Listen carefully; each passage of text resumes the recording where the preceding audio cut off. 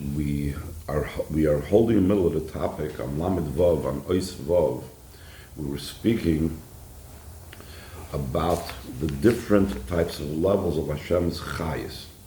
And when we were talking about that in Hashem's Chayis, there is a level called Oir, and that's the level connected with Oir Ein Sof, that even though it comes down very much below, it doesn't become affected by how low it comes down to, and it still remains untouched and begoli, even in the most lowest places, whether it's in the heavens or down in the grave. From the highest to the lowest level, it comes down. And then we spoke about that there's also, in a similar vein, there's chayis, there's koyach, but our main question was that there's a level of shame.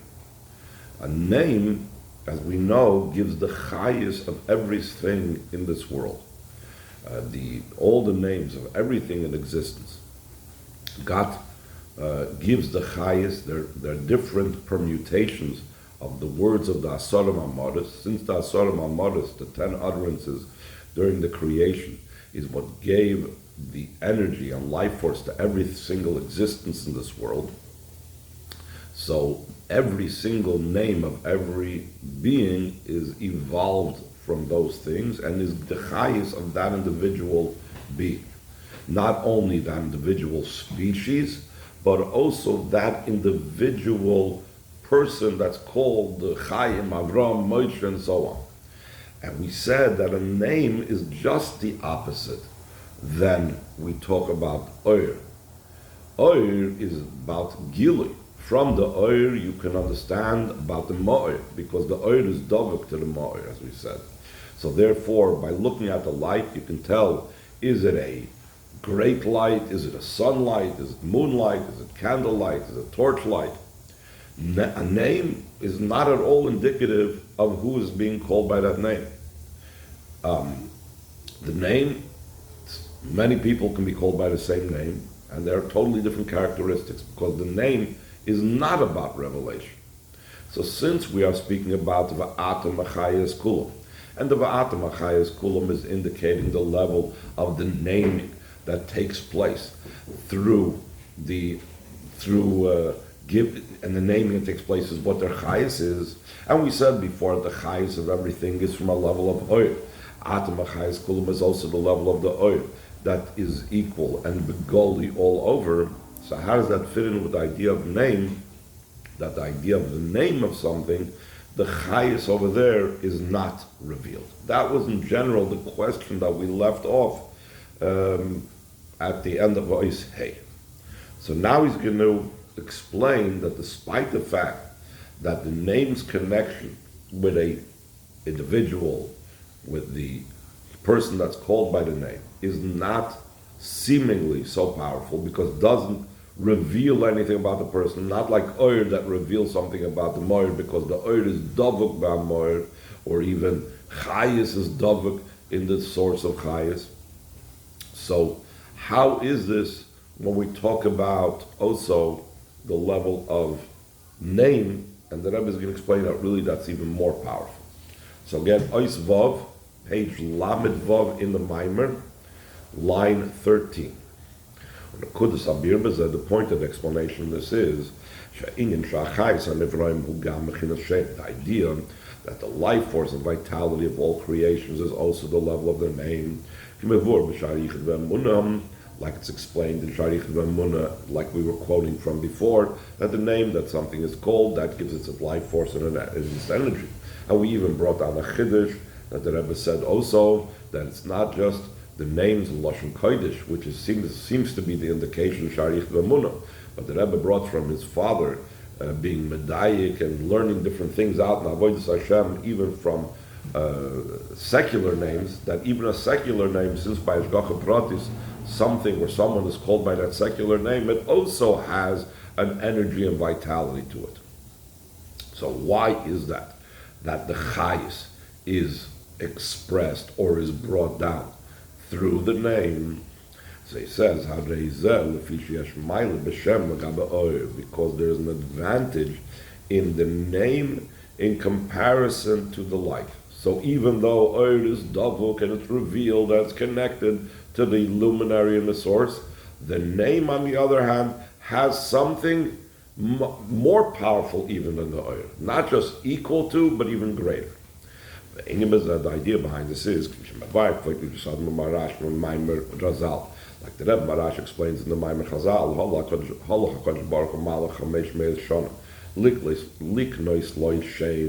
that Hashem traveled a distance of 500 years to acquire a name. So he's brought down that the distance between the heavens and the earth is a 500-year walking. If a person would be able to walk for 500 years, that would be the distance. Obviously, this is all medrash, homiletic, not literal. But the main point that the medrash wants to bring out is, why did Hashem make this trip? Why did Hashem come down to this in this type of way? He made this trip to acquire a name. And the simple sense is, like he was unknown in the world, he came down to this world to make himself renowned. But the Rebbe says over here, the Rebbe Marash's explanation is Shem Daita. Specifically, it was for the sake of a name. It wasn't for the sake that he should have his oil come down here, or his chayis, or something like that. It was for the level of Shem. Because the root of a name is higher than light. Even though light is Davuk B'Moir, and it reveals, and the name is something that seems to be external and doesn't reveal anything, still and all, the root of the name is higher. Because the idea of light, though it is cleaving to the source, the luminary, and it's similar to the luminary, and that's why you could tell what the original source of illumination is by looking at the light. It's only a ray of the luminary. In other words, there's no significance, like we always speak about, between the ray and the luminary. As opposed to the name, though it's a state of being separated and a state of concealed, like we said before, it doesn't have the dveikis and it doesn't reveal. Still, it's rooted in the essence of the source or the thing that's called by that name. Therefore, the name has a characteristic that even light doesn't have. A name could draw down the essence of the person, which light does not do, as he's going to explain. Like we see, for example, by a person that faints, heaven forbid. What does it mean when the person faints?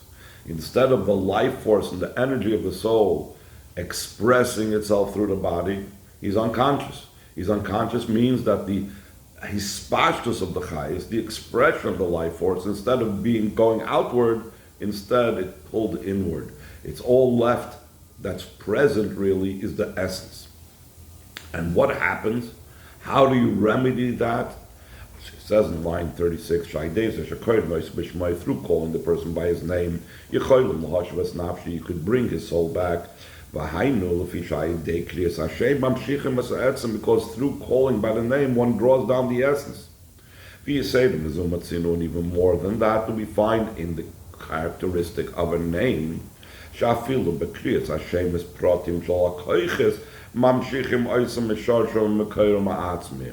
by calling out the names of the different soul powers, you are also drawing them down from their essential source and root in the neshama. In other words, by talking about a person's chachma or talking about a person's kindness, you are now evoking and awakening within the person that power of chachma that may have been lying dormant, or the power of kindness that have been lying dormant. Like it's explained in Torah. Through calling a person by the name a wise one and a kind one. Chassid in this case, we're talking about that one that does chesed.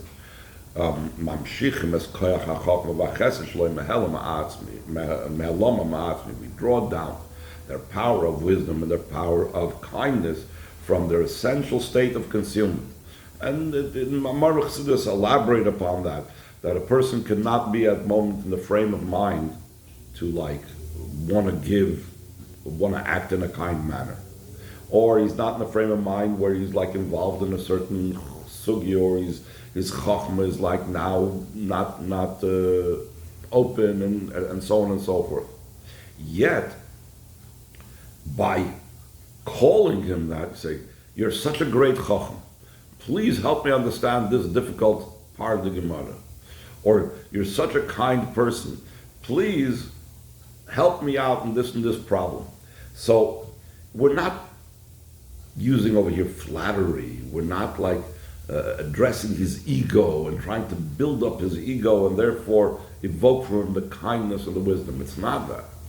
Rather, Chassidus says that until the person is called a chacham, until the person is addressed as a chazdon, as a chosid, as he's calling it, so sometimes, for whatever reason, that midah, that power, that capability could be dormant.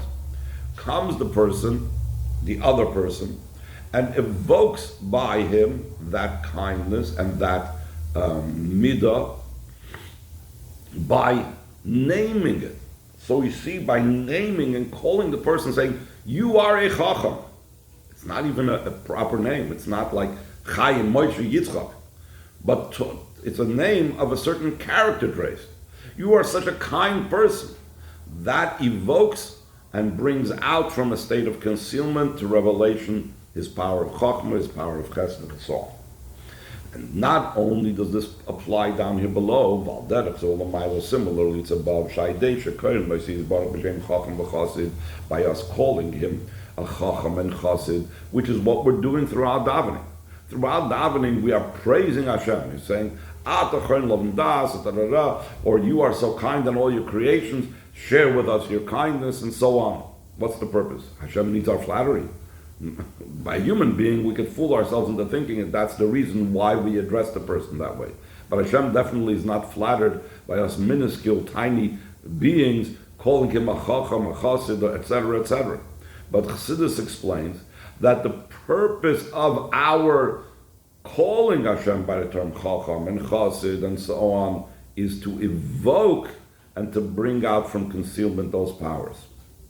In top of page Lamed Zayin, we awaken sheyatzil oil b'chachma v'chesed, that he should emanate his light to function and to reveal himself in the sphere of chachma and the sphere of chesed.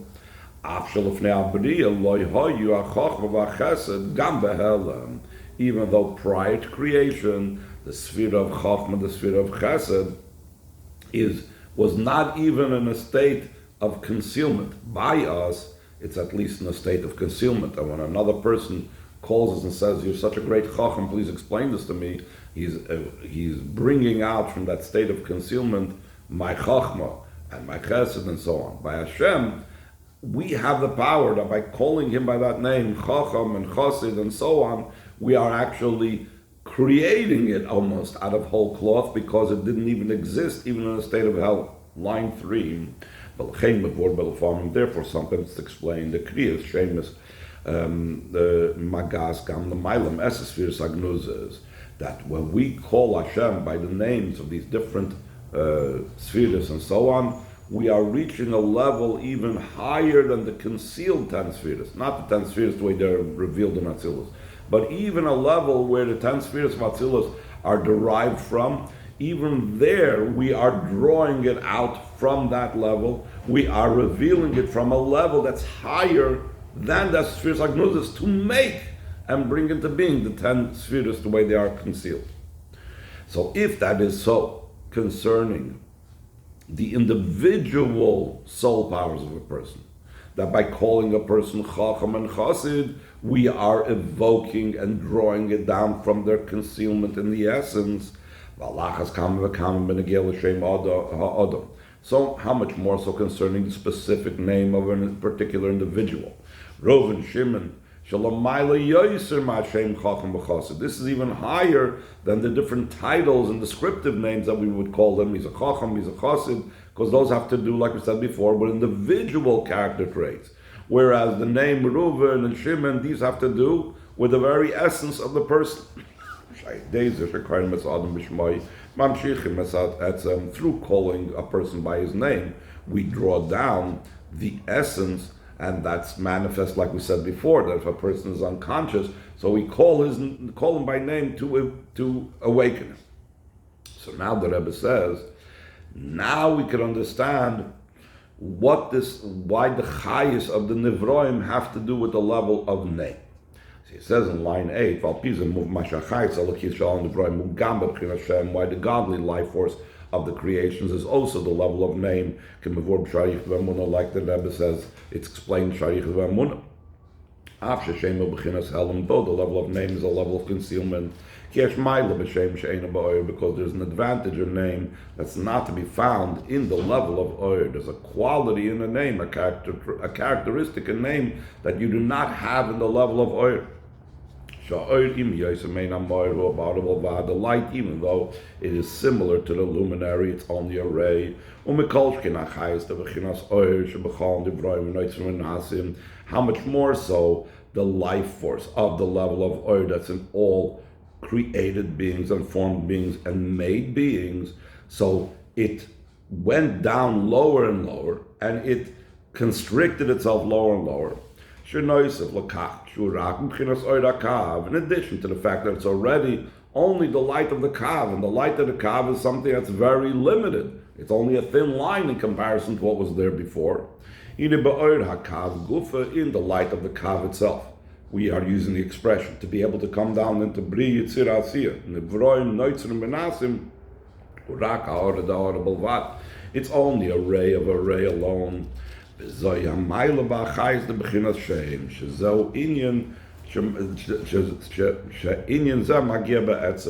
idea of the level of a name, that the name reaches the very essence, so it's a much more powerful level than even the level of the oir, which is only ha'ara and ha'ara and ha'ara da'ara, the way it comes down here in our world to give the chayas to the world. So even though we seem to explain that oir is the highest level of illumination, but name has something of the essence that's beyond even anything that the oir imparts to our world.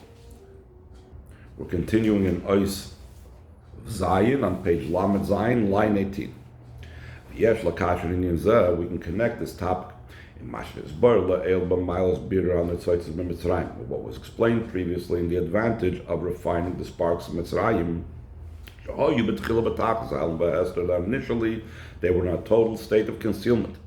That's similar to the idea of a name. In other words, the way the sparks in Mitzrayim, that we say Tzivos Hashem, we said, Tzivos is also not just referring to the Yidden that are the army of Hashem because they have Kabbalah soil and they have self-sacrifice, but also Tzivos Hashem is also referring to all the hosts of the godly sparks that were elevated and came out of the concealment of Shem Elokim to Shem Yud Kei Vav Kei Tzivos Havaya.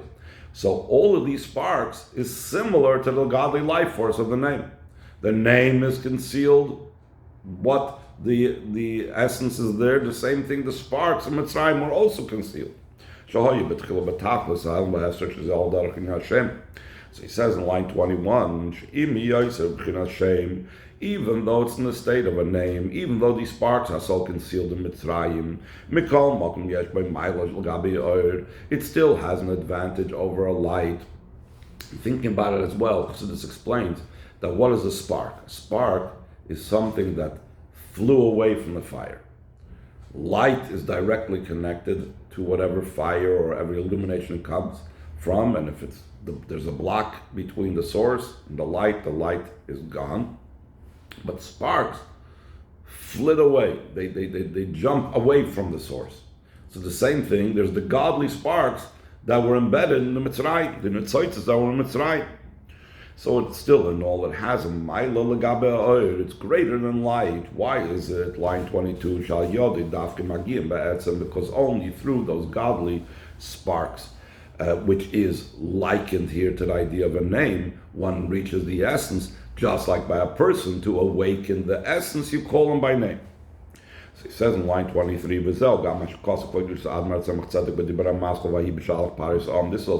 Tzedek writes in the Maimer entitled, and Pari sent out the nation, the Lachura, Meimar, Es Yisrael. Is a very interesting question. We the whole time talk about letting the Yidden go out of Mitzrayim, bringing the Yidden out of Mitzrayim, B'nai Yisrael, B'nai Yisrael, B'nai Yisrael. Not only that, but Hashem was like, saying to Pari, they are my children, my firstborn. And since you're doing this to my children, my firstborn, I will do the same to your children, the firstborn. I will kill your firstborn.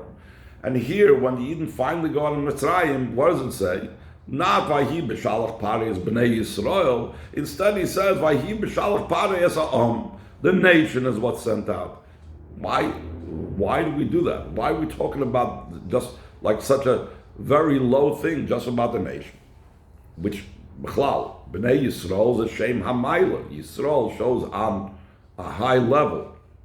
Chassidus always explains that is a level of Melashon B'chalim Oymemois, that it's darkened coals. It's in general, it's also brought down in the Mefarshim on the Torah that shows on when the Yidden are in a low state. So then the Torah a lot of times uses the word like Vayhi Kimis Oynenim, or by the Chet Egel that's called So again, here at the end of the culmination, finally the Yidden got to go to Mitzrayim. Why does he use the word So he says, line 26, yeah, here he says explicitly the word Oymemus from the extinguished coals or the dark coals. And he explains, it says in the Navi that I planted the Yidden, I planted her, Knesset Yisrael, in the ground. And this, one of the meanings in this pasuk is it's referring to the Yidden in Mitzrayim. They were like planted in the ground. It's like you're taking a kernel of wheat and you're sticking it in the ground to rot. But obviously, it's not meant to destroy the kernel. You're not ruining it. You're actually bringing it to a greater fruition. Chazal said, a person, doesn't he plant a certain measure to get manyfold as much? So, in other words, the reason for the planting, the purpose in the planting, is actually not to just stick it in the ground. The ground seemingly is a negative thing, the lowest place. No, it's to bring out so much greater from it. How you do a similar to what's known the Inyan Shah Torah mitzvahs nikrois b'shem zriyah, that the Torah mitzvahs are called planting. V'hainu shah mitzvahs nizru b'Yisrael, the mitzvahs were planted in the Yidden as well, because we again have this type of concept, just like Mitzrayim is considered the earth in regards to the planting of the Yidden, that the Yidden are being planted like something is planted in the earth. So the Yidden were planted in Golos Mitzrayim. In a similar vein, Yidden are called earth in comparison to Torah mitzvahs. But that should never be him, because it says about the Yidden, Kitiu atam li eretz chayfetz, because you, the Jewish people, will be for me a land of desire. So we see that we are called a land, and what is planted in us as a land? What's planted in us is Torah mitzvahs. And in both cases, it's about the growth that comes out because of that planting. The Rebbe goes on in line 4 to explain, Keteris of Baal Shem Tov, like the teaching of the Baal Shem Tov, why are Yidden called a land of desire? What does it mean to call a land of desire? Now, again, in our non-agricultural society, the whole concept of dealing with land and planting with land and getting all the benefits of the land, for us people living in the city, we're not as sensitive to it. We may understand it, but it's not part of our day-to-day experiences. So the Baal Shem Tov helps us understand this concept by calling the Yidden the land of desire. You know, it's like Yosef being called the Bechor, whatever, Shoyre, etc., an ox. You know, these are terms that are not, they don't evoke anything by us because these are not part of our experience. So the Baal Shem Tov is trying to explain, what is this that the Eibishter is calling Yidden a land of desire? So he says, in every single Yid there is high and great treasures. Is similar to treasures that are on the physical earth. The only thing is that one needs to reveal these treasures that are embedded in the earth. When are Yidden called this land of desire in which Torah mitzvahs are planted? That's the Yidden, the way they're down here below in this world, on this earth. Only through the Torah mitzvahs being planted in the Yidden, not the tefillin is lying on the shelf, but the Yid has to put on the tefillin, then you have the growth.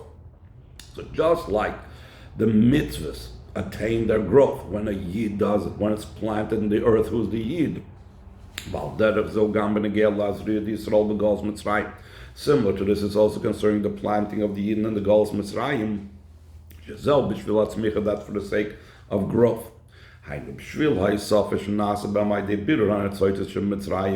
For the sake of the increase that the Yidden gain by refining and elevating the sparks, just like the increase that happens when you plant in the ground.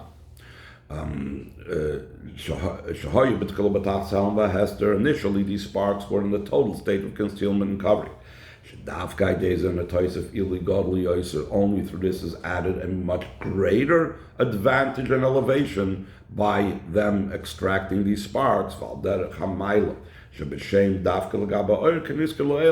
to the advantage of name over light, like was mentioned before. Line 16. Since the level of the name is a level of concealment, this itself, the great quality of the name, has to be revealed through light, because that's the function of light. It reveals everything in its place, what its great mile is. From this is also understood concerning the godly life force that's in all creations. Since the godly life force that's in the level of a name, that's in the names of the creations, who is in a state of concealment, therefore we also need the life that's in a level of light to be in a state of revelation. And through that, the life force that's in the level of the name becomes revealed. Then you have both advantages. That also the essence of the name comes out revealed. So by combining and having both, the name which has a higher level, a level way beyond light, and on the other hand it's concealed. And then you have the level of light which is a revelation. So when you bring them both together, so then the light reveals that high-powered essence that's to be found in the name. Through that we affect that Hashem's name should be complete, like it says concerning Mashiach's times, when Mashiach comes, so the way I'm written, that's the way I'll be read. In other words, the name Yud Kei Vav Kei will be pronounced as it is written with those letters. And it says that when Mashiach comes, his throne will be complete. Along with the completion of the nation, Shleimus HaTorah, the completion and the perfection of Torah, Shleimus HaTyisrael, the complete Eretz Yisrael, Shenikras V'Shem Eretz, V'Shirat Salas V'Tzoyin Koino. Eretz Yisrael and Eretz in general is called by the word Eretz, as the Medrash says, because it wanted to do the will of its maker. Shirat Salas is the meaning that it wanted to do. Is not just from the word will, but also from the word rushing. Though Eretz is the level of Malchus, it's in a state of concealment and covering. Therefore, we need the avodah of accepting the yoke of heaven. It's still in the way of rushing. One could think, if I'm doing things in Kabbalah's oil, I don't really have a geschmack in it, so I'm just doing it, auf Yotze sein. So he's saying, no, along with the avodah of Kabbalah's oil, he still does it in a way that he's rushing and running, not just, he wants to fulfill it. Through this we merit the running towards the Geula, the true redemption and the complete redemption through Mashiach, in our youth, in our elderly, in our sons and daughters, speedily in our days, mamash.